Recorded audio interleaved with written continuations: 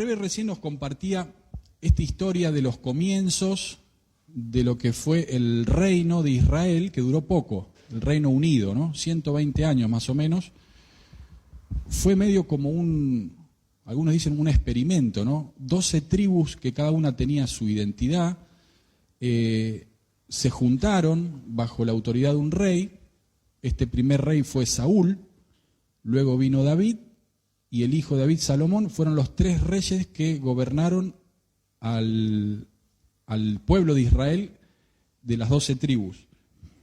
Y una de las historias épicas que conocemos y que ha dado lugar a muchas imágenes y alegorías y enseñanzas es la famosa historia de David y Goliat. Todos sabemos, ¿no? Y se usa hasta incluso en la política, en los discursos, esa imagen del pequeñito David con el gigantón Goliat, venciéndolo con la honda y la piedra. Y a través de esta historia, pensaba, el domingo pasado vimos otra historia épica, que era cuando Pedro caminó sobre las aguas. Y estábamos meditando en estos domingos sobre la confianza en Dios. La confianza en nuestro Dios. La confianza no es más ni otra cosa que fe. La fe en nuestro Dios. ¿Y qué sería la vida cristiana sin fe? No existiría. La fe es la base, es el sustento de nuestra creencia y del sentido que tiene ser cristiano. Ustedes recordarán ese texto en Hebreos 11, donde dice que sin fe es imposible agradar a Dios. O sea, no hay otra forma de acercarse a Dios si no es a través de la fe, de la confianza en Él. Y uno de los principales desafíos que tenemos los discípulos de Jesús, nosotros acá como cuerpo, intentando ser discípulos de Él, es mantener nuestra confianza en el Señor, mantener viva nuestra fe. Pero no solamente mantenerla, sino hacerla madurar, hacerla crecer. ¿De qué manera como discípulos de Jesús podemos sostener nuestra confianza en Él? Podemos animarnos a crecer en nuestra confianza en Él, a madurar en nuestra fe. Y la fe es necesaria tanto para acceder al Padre, para acceder a nuestro Dios por primera vez, cuando uno expresa en fe que cree en Él, y también es necesaria para sostener nuestra vida en Cristo, porque la fe es la que nos acompaña en ese caminar.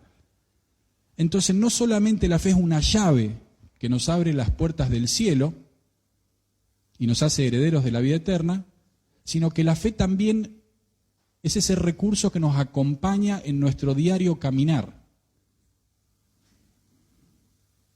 ¿Y qué mejor que la Iglesia de Cristo para poder crecer en nuestra fe? Esto que hacemos acá los domingos u otros espacios que a veces disfrutamos es algo que el Señor Jesús diseñó y preparó para que nos pudiera ayudar a nosotros a crecer y sostenernos en nuestra fe. La fe no se vive de una manera aislada e individualista, la fe se vive en comunidad. Por eso es tan importante estos espacios de comunión. Y por eso ustedes se habrán dado cuenta que empezamos 11:20, 11:30, el culto formal. Pero en realidad el culto a Dios y la comunión empezó mucho antes. Y queremos seguir dando ese espacio para poder estrecharnos un abrazo, para poder animarnos, para poder contarnos cómo nos fue, para poder dar un testimonio, para poder orar, porque eso es ser iglesia. Eso es en esa informalidad se manifiesta el Espíritu Santo, no solamente en la formalidad ritual o litúrgica. Nuestra confianza en Dios se ve puesta también a prueba todo el tiempo. ¿O no será que cada uno de nosotros pudiéramos dar testimonio de cuántas veces se pone a prueba nuestra confianza en Él? El domingo pasado utilizamos esa historia de Pedro caminando sobre el agua, cuando el Señor Jesús lo invita a bajar, en realidad Pedro, poniéndolo a prueba, dice, si eres tú realmente, decí que yo también pueda bajar de la barca y caminar hacia ti. ¿Se acuerdan, no? El Señor había alcanzado caminándolos en el agua, parece una película de ciencia ficción, y se asustan en medio de la tempestad a la noche, y ven, dice, un fantasma. Y entonces dice, no, es el Señor. Bueno, si sos vos, decí que yo pueda ir, dice Pedro. Y él bajó y empezó a caminar. Y en un momento, cuando empieza a escuchar el viento, empieza a hundirse, ¿no? Así que lo que estuvimos meditando el domingo pasado es la confianza en medio de un panorama desalentador. Y las noticias pasan volando, ¿no? Hace una semana atrás el tema central era la dolarización, ¿se acuerdan? El salto del dólar, Milei que estaba en todos lados, y esa vorágine de desaliento que muchas veces nosotros caemos presa también de ese desaliento. Por eso pensábamos en la confianza en Dios, nuestra fe en Dios, en medio de un panorama desalentador. Y esta mañana quería que pudiéramos también pensar en la confianza en Dios en medio de las luchas o desafíos que presentamos. ¿Por qué? Porque esto atenta, como decíamos, a lo que es nuestra confianza en Él, nuestra fe en Él. Hay un proverbio, el proverbio 3, versículo 5, que dice, confía en el Señor de todo corazón y no en tu propia inteligencia. Reconócelo en todos tus caminos y Él allanará tus sendas. Hay un llamado de Dios a que confiemos en Él. No es aleatorio, no es bueno si me va mal en otra cosa, sino que el Señor nos impele. Confía en el Señor de todo corazón. Y cuando se estaba formando este pueblo de Israel, o sea, como en esa unión de una nación de Israel, que eran de esas 12 tribus que ahora de repente tenían que ir formando una identidad propia y sentirse un país, este primer rey, Saúl, como podía, iba de alguna manera comprendiendo su rol, que era rey, y que le tocaba gobernar sobre 12 tribus, y en esos primeros momentos el relato bíblico nos dice de que había muchas luchas, era común en la antigüedad, hoy también lamentablemente, pero estas rivalidades de ir ganando territorio, terreno, ir sojuzgando a algunos vecinos, a pueblos. Y en 1 Samuel capítulo 17 está la historia que decíamos hoy, donde el pueblo de Israel se enfrenta a otro pueblo vecino, que eran los filisteos. Y este grupo de filisteos, algunos dicen que se los conocía como el pueblo del mar, porque venían de la isla de Creta, algunos dicen del mar Egeo, y estaban asentados en la costa del Mediterráneo, donde hoy está la Franja de Gaza. Ahí estaban. Y los filisteos fueron uno de los típicos pueblos que estuvieron en lucha todo el tiempo con Israel, que a veces atacaba a uno, a veces lo atacaba al otro, a veces le ganaba terreno a uno, después le hacía la retaguardia al otro. Y en el capítulo 17 aparece de que en una de estas incursiones militares dice que los filisteos salieron a luchar contra Israel. Entonces se acercaron ahí a un valle y se quedaron formados como en posición de guerra en una de las montañas que estaba antes del valle. Israel también se alistó para la batalla y se puso del otro lado. Y se formaron en posición de guerra. Y en el medio había un valle. Y dice que en esa circunstancia, de entre las filas de los filisteos, aparece un personaje medio especial, que era Goliat, que la Biblia dice que tenía casi 3 metros de altura. El hombre más alto del mundo, no me acuerdo cuánto tuvo, ¿alguien se acuerda? 2 metros 30 era, que ya se murió hace un tiempo. Los jugadores de la NBA tienen 2.18 por ahí, ¿no? Bueno, este tenía casi 3 metros. Y este personaje, obviamente, reconociendo su capacidad y que estaba por encima de la media de todos los otros, el relato bíblico dice que se ponía al frente de su ejército y empezó a desafiar al pueblo de Israel. Y dice que todos los días a la mañana y a la noche se presentaba ahí adelante, en ese valle, y empezaba a desafiar para hacer un mano a mano. O sea, que venga uno y pelee conmigo solo. El que gane, el otro pueblo se tiene que someter. Y así, una y otra vez, durante el día, durante la noche, desafiaba al pueblo e insultaba también al pueblo contrario, ¿no?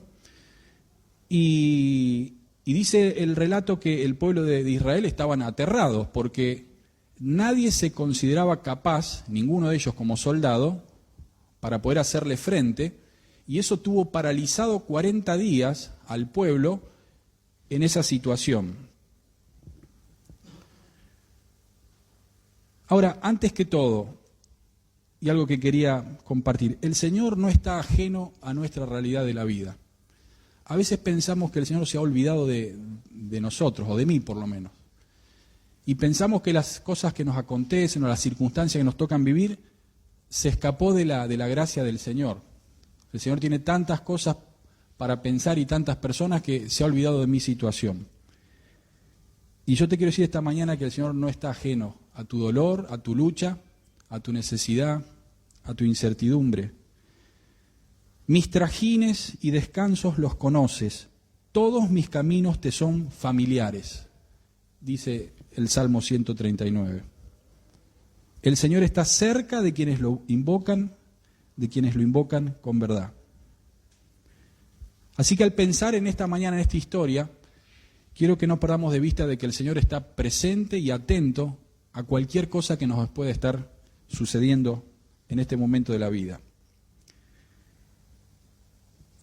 Luego que se da este intercambio y esta amenaza y este boqueaba, este Goliat, se da la aparición de David, que en realidad ¿quién era David? Hasta ese momento no era nadie. Después llegó a ser el famoso rey David, que hay hasta esculturas y cuadros y pinturas en la historia popular, pero hasta ese momento dice la Biblia que era un simple pastor de ovejas. Isaí, el papá de David, tenía 8 hijos. 3 de los mayores estaban alistados en la batalla y estaban convocados en el ejército. Y este pequeño, David, era el más pequeño y andaba cuidando las ovejas allí en el monte, ¿no? El padre, preocupado por sus 3 hijos, le dice a David, anda por favor allá donde está la lucha, la batalla, en tal región, y lleva esta comida. Y de paso fíjate cómo están tus hermanos. Así que le preparó una vianda y David se fue con esa comida. Y cuando llega David, ve todo ese espectáculo. Imagínense un valle, miles de soldados de un lado, miles de soldados del otro. Y este jovencito, como era curioso, enseguida dejó todo lo que tenía y se fue corriendo al frente porque quería ver ese espectáculo, ¿no? Porque imagínense una situación ahí con todas las armas y los caballos y los escudos y todo, miles de soldados. Y entonces se acerca y pregunta qué pasaba. Y en eso ve que aparece Goliat, como hacía 40 días.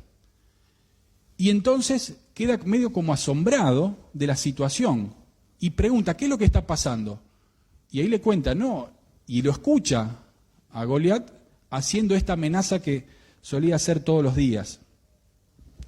Y en eso dice, pero ¿cómo pueden ser? Este tipo está insultando a Jehová de los ejércitos. ¿Cómo puede ser posible esto? Y entonces le cuentan de que el rey Saúl, ya no sabía qué hacer, prometió que aquel que se animara a combatir en ese mano a mano con este Goliat, le iba a dar a su hija, miren qué buen padre que era, y también lo iba a llenar de bienes y lo iba a eximir de impuestos. Eso estaba bueno, ¿no? Ya en ese tiempo había presión impositiva. Pero se ve que era tan grandote y tan imposible de vencer de que nadie se animó, porque hacía 40 días que nadie podía hacerle frente, ¿no? Pero este pequeñito David escucha eso y algo le encendió el corazón. Dijo, esto no puede ser. Y en eso que él estaba hablando con unos soldados que le estaban explicando toda esta situación, aparece el hermano más grande. Y se enfurece y dice, ¿qué haces vos acá? Como diciendo, Gurrumín, ¿qué venías a hacer acá?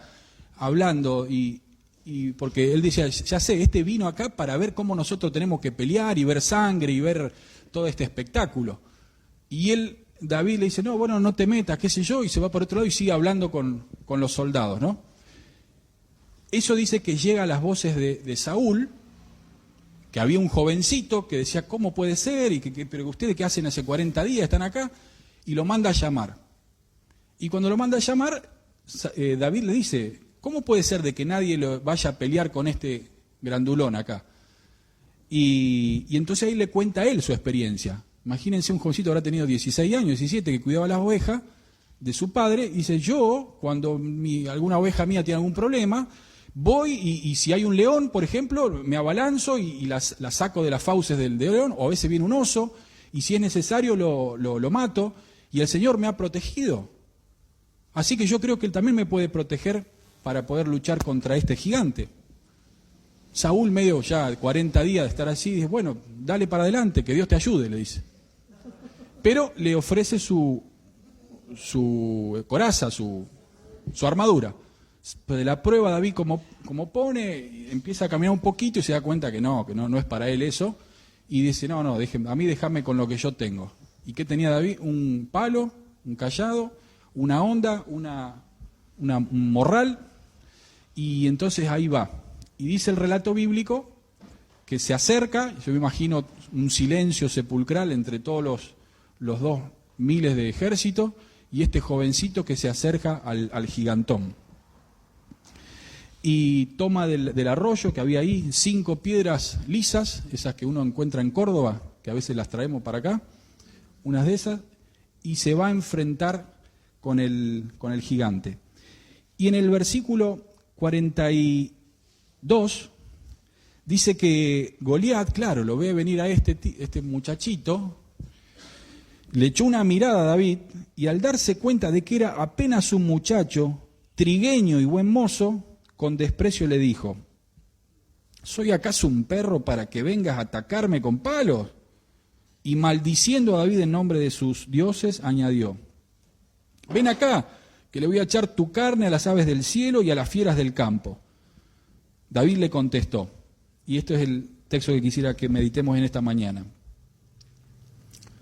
Tú vienes a mí con espada, lanza y jabalina, pero yo vengo a ti en el nombre del Señor Todopoderoso, el Dios de los ejércitos de Israel, a los que has desafiado. Hoy mismo el Señor te entregará en mis manos, y yo te mataré y te cortaré la cabeza.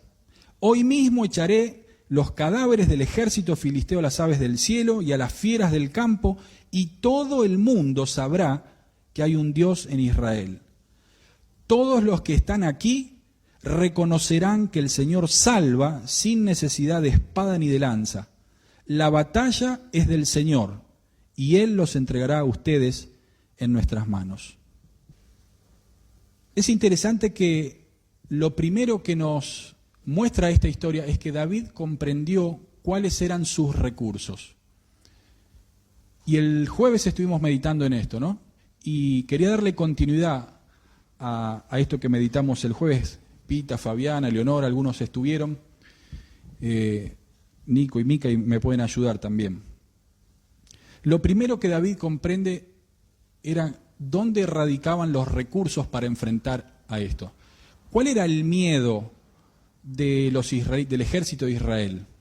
¿Era el gigante en sí mismo? No. En realidad el miedo era que ninguno se sentía capacitado para poder hacerle frente a Goliat. Si se ponían en un mano a mano, no tenían ni la fuerza, ni la destreza, ni la altura necesaria para poder hacerle frente. O sea, el temor del pueblo de Israel estaba no tanto en el gigante, sino en su propia incapacidad para hacerle frente. Así muchas veces nos vemos nosotros frente a los problemas. Vemos una situación, un desafío, y en realidad nos vemos a nosotros mismos incapaces como langostas. Así habían dicho, ¿se acuerdan cuando fueron los espías por primera vez a ver la tierra prometida? Antes de todo esto, esos espías fueron y vieron todo lo que era esa tierra, los habitantes que había, ellos tenían que ir a invadirla y conquistarla, y dice, nos vimos a nosotros como langostas frente a ellos, ¿no? Sin embargo, lo interesante es que lo primero que David observa es que los recursos no dependían de él, sino que eran en el Dios en el quien él confiaba, y el Dios que él había experimentado en su vida. Por eso él dice, él le había dicho a Saúl, explicándole por qué él iba a ir. porque él lo había visto a Dios obrar cuando defendía un cabrito de sus ovejas y cómo él lo había ayudado a vencerlo. David puso su confianza en el Señor y salió a enfrentar al gigante. Dice el versículo 45, tú vienes a mí con espada, lanza y jabalina, pero yo vengo a ti en el nombre del Señor Todopoderoso. Esto me hacía acordar a ese texto en Zacarías 4:6, cuando dice, no será por la fuerza ni por ningún poder, sino por mi espíritu, dice el Señor Todopoderoso. Hay desafíos, hermanos, amigos, hay luchas en los que solo podemos contar con el poder del Señor. Donde nuestras propias fuerzas, si nos vemos a nosotros mismos frente a ese problema, a ese desafío, nos damos cuenta que no damos a la talla, ni nunca podríamos superarlo. Solamente cuando confiamos en el poder del Señor y entendemos que los recursos son los suyos, es que podemos hacer frente a esa situación. Ahora, en segundo lugar, vemos que David identificó la verdadera naturaleza de la amenaza. No era el insulto al ejército de Israel o ese amenazas que profería contra ellos, sino que David identificó que el problema estaba en que estaba insultando al Señor, que estaba haciendo una afrenta a Dios, no tanto al ejército en sí mismo. Y a veces me hacía pensar que muchas veces confundimos el enemigo. Ante nuestras circunstancias nos las agarramos con quien no tenemos que agarrarlas, o creemos que el otro o esa situación es el enemigo. Y un mal diagnóstico puede arruinar un tratamiento, ¿no? A veces cuando un médico, o no podemos sacarlo por los médicos, un abogado, da un mal diagnóstico o una estrategia y le erra, sabemos que las consecuencias pueden ser no favorables, ¿no?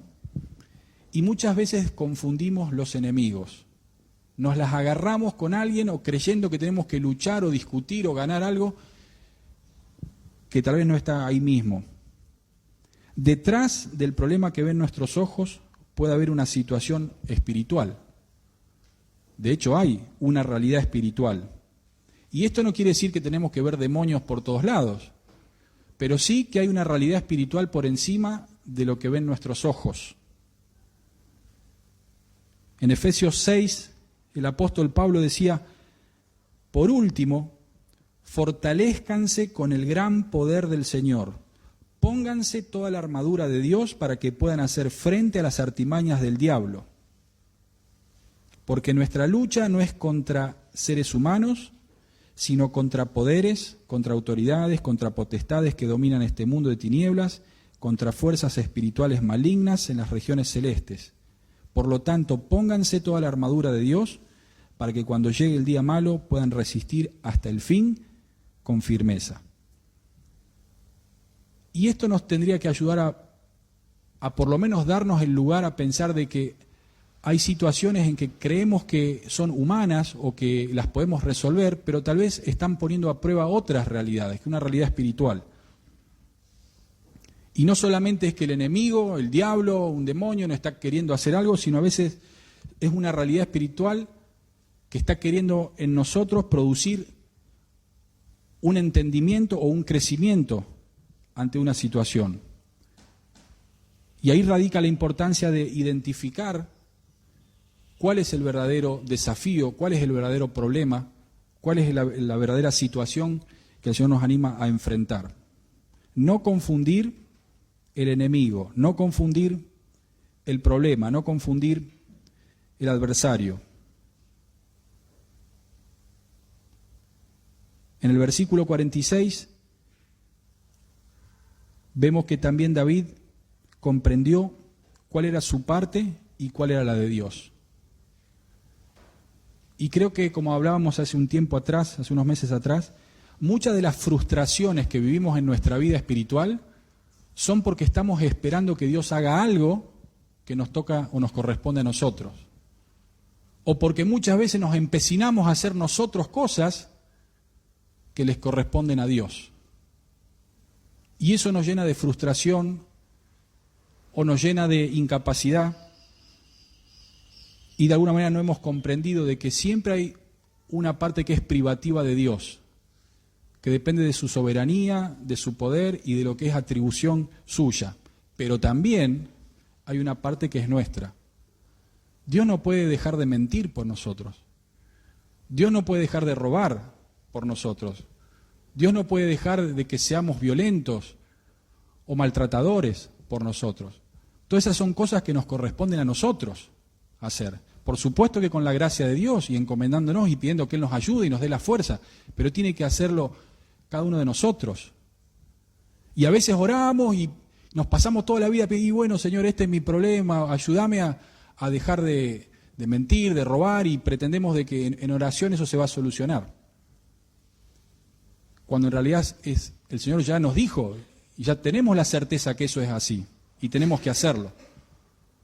Y a la inversa, muchas veces nosotros nos empecinamos a hacer cosas o resolver situaciones que solamente las puede resolver el Señor.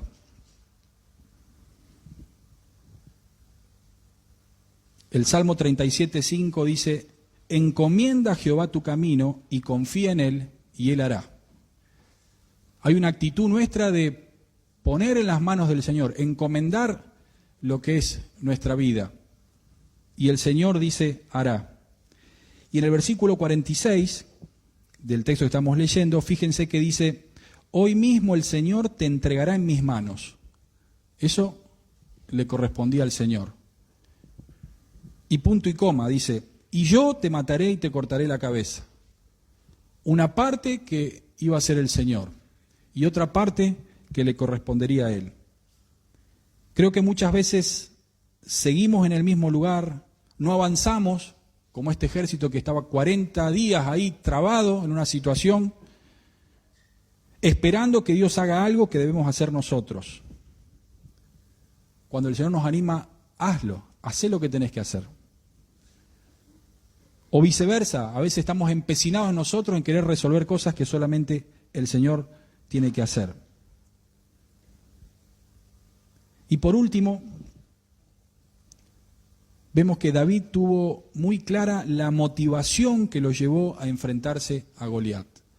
No era salvar solamente a su pueblo, no era salvar el honor de Israel, no era solo hacer quedar bien a ese rey que estaba siendo desafiado e insultado por un ejército enemigo, sino lo que David quería o lo que lo motivó a tomar este riesgo para enfrentar al gigante es que todo el mundo sepa que hay un Dios en Israel y que todos los que están aquí ahora, dice, reconozcan que el Señor salva sin necesidad de espada ni de lanza. Las luchas que enfrentamos, los desafíos que nos presenta la vida, las situaciones adversas que a veces nos toca transitar, algunas son abruptas, irrumpen en la vida sin esperarlas, otras veces son situaciones que nos vienen acompañando, son de largo aliento, sea como sea uno o otro. Además de hacer madurar nuestra fe, además de saber de que la prueba, como dice la Biblia, produce paciencia, ¿no? Y la paciencia, la perseverancia en él. Además de generar eso, las luchas o las pruebas son oportunidades de dar a conocer la gracia del Señor. Son oportunidades que el Señor utiliza para mostrar su gloria a otros, para contagiar a otros la confianza en el Señor y el reconocimiento de Él. Y esto es una ley espiritual. El Señor siempre que nos bendice es para bendecir. Y como saben, estamos meditando en este año en este lema, ¿no? Te bendeciré y serás de bendición. Siempre que veamos una situación, tiene que estar al alcance de nuestra mano la posibilidad de transformar eso en bendición. No es solamente superar una lucha, no es solamente ganar una batalla, no era solamente vencer a este gigante que nos tenía paralizado hace 40 días y poder salvar el buen nombre y la honra de Israel, sino de que eso era una oportunidad para glorificar el nombre de Dios y para poder contagiar a otros confianza en Él.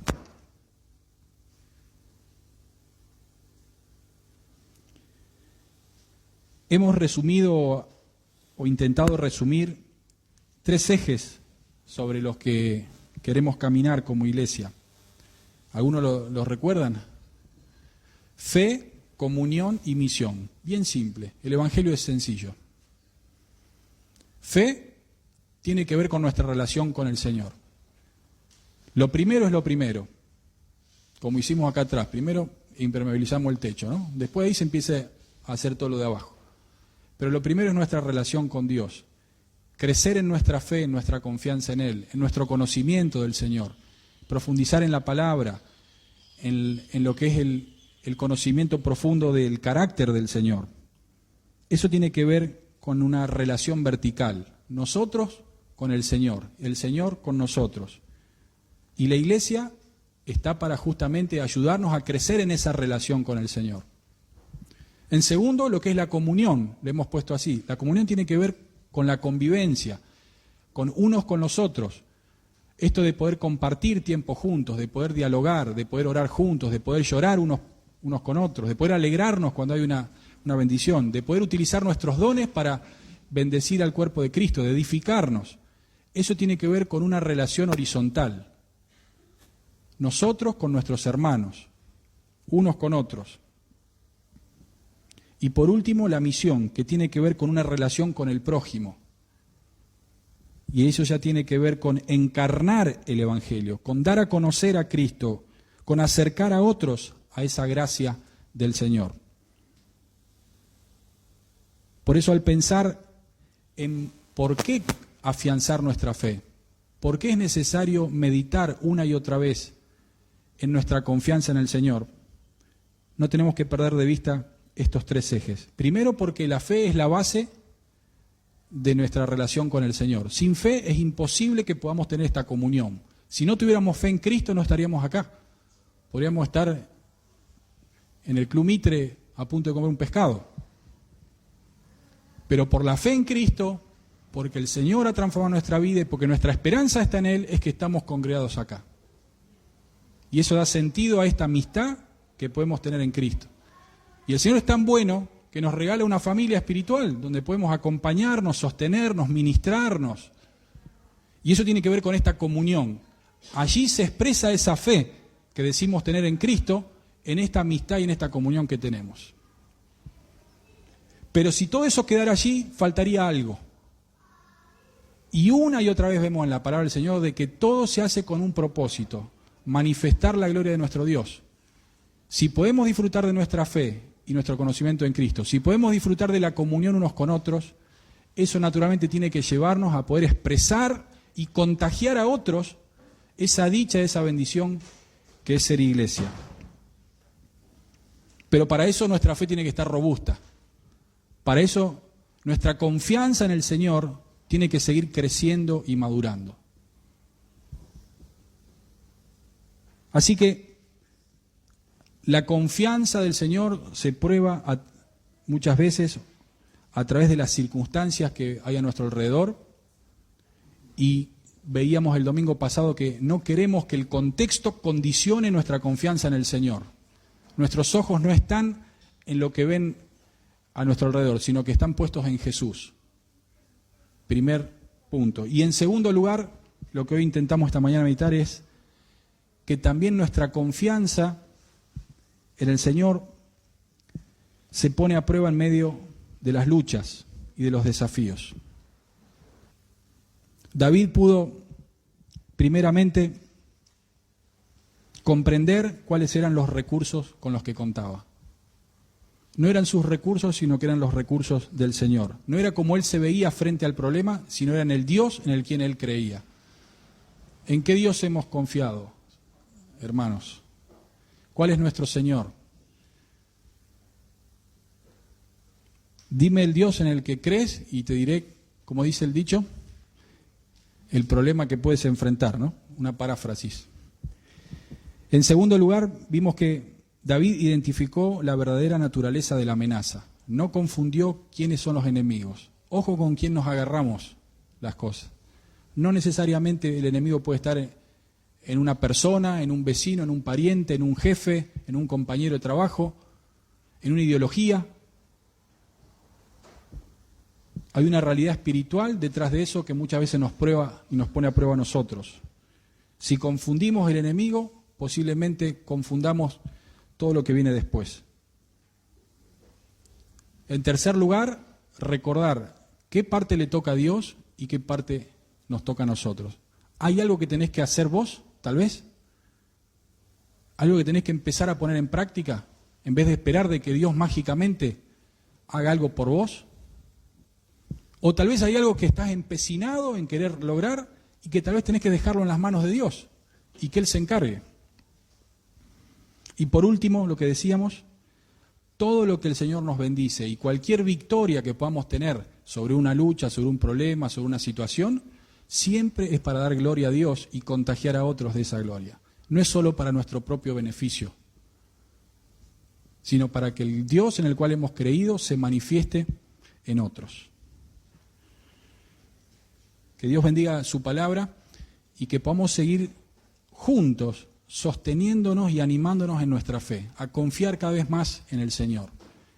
Que pasemos de esa fe infantil, como dice la palabra, a ir pasando a una fe cada vez un poquito más madura. Y seguramente eso nos acercará cada vez más a ese Dios que tanto adoramos. Oremos, encomendemos al Señor nuestra vida. Padre Celestial, en el nombre de Jesús, oramos y te damos gracias por estas historias que a veces las vemos de una manera tan gráfica, tan épica o lo que fuera, y antiguas, pero que siguen trayéndonos luz a nuestra vida espiritual. Nos siguen permitiendo conocerte a vos, conocer tu carácter, tus valores, tus principios espirituales. Y en esta mañana hemos intentado meditar en nuestra confianza en vos, que tantas veces se pone a prueba. Señor, reconocemos que a veces nuestra confianza está robusta, o así creemos, pero muchas veces nuestra confianza flaquea. Y sabemos que vos nos animás a que podamos confiar. Y queremos animarnos unos a otros para una y otra vez crecer en nuestra confianza en vos. Esta historia que hemos meditado hoy, Señor, nos ayuda a ver en la historia de David que él puso su confianza en los recursos que provenían de vos y no tanto en su capacidad o cómo él se veía. Señor, ayúdanos a confiar en ese poder inagotable que viene de tu presencia, cuando nuestras fuerzas no dan abasto. También, Señor, ayúdanos a que podamos comprender dónde está el verdadero problema. No confundirnos y endilgarle a personas o a situaciones, verlos como nuestros enemigos, sino tratar de entender, interpretar una realidad espiritual que hay por detrás, tal vez, que nos están queriendo enseñar algo a nosotros.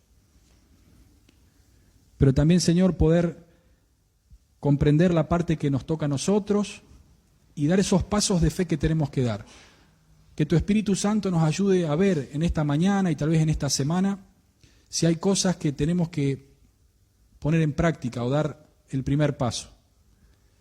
Danos esa valentía, danos esa sabiduría, esa capacidad para dar esos pasos que tenemos que dar y dejar de esperar en vos algo que nos toca a nosotros y que vos nos animás y nos das el poder para poder hacerlo. Pero también danos la capacidad de soltar esas cuestiones que nos tienen muchas veces atrapados, buscando soluciones y empecinándonos a resolver cosas que dependen de tu soberanía. Pero que nunca perdamos también de vista de que todo es para tu gloria, Señor. Cada pequeña victoria que tengamos, cada pequeño progreso que podamos observar en nuestra propia vida, en nuestra familia, en nuestros negocios, en nuestras relaciones humanas, que no lo reservemos para nosotros mismos, sino que, aunque sea algo poquito, pero que lo demos, para que otros se contagien de esta confianza en ti, para que otros se animen a poner su confianza en vos y entender esta verdad espiritual, que cuando somos bendecidos para bendecir a otros. En eso queremos caminar, Señor. En ese camino queremos andar. Y que tu gracia nos acompañe. En el nombre de Jesús. Amén.